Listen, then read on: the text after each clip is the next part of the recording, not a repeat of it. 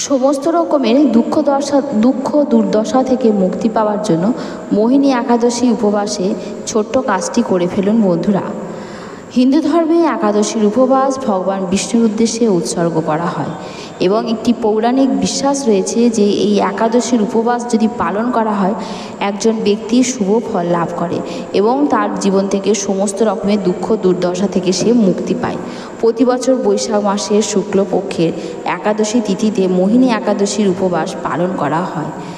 Hindu calendar অনুযায়ী এবছর মোহিনী একাদশী তিথি 18ই মে 2024 শনিবার সকাল 11:22 শুরু হবে এবং 19শে মে দুপুর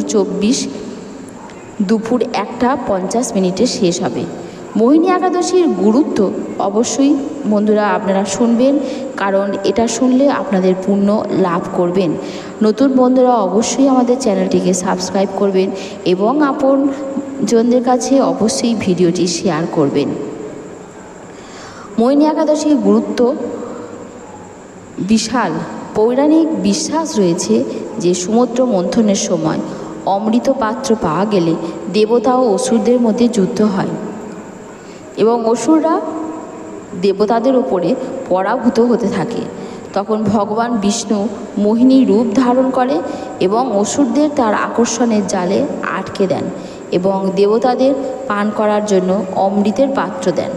এইভাবে দেবতারা অমরত্ব লাভ করেন। এই কারণে মোহিনী একাদশী পালিত হয়।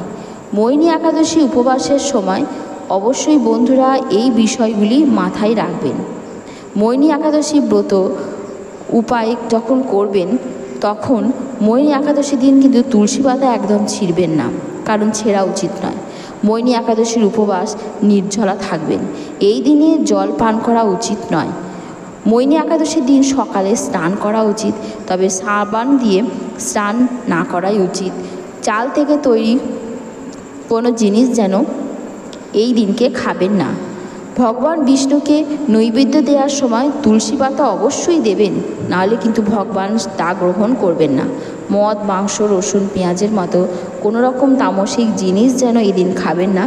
এই দিনে শুধুমাত্র সাত্ত্বিক খাদ্য গ্রহণ করবেন এবং ধর্ম সংক্রান্ত কাজ করবেন, গরিবদের দান করবেন।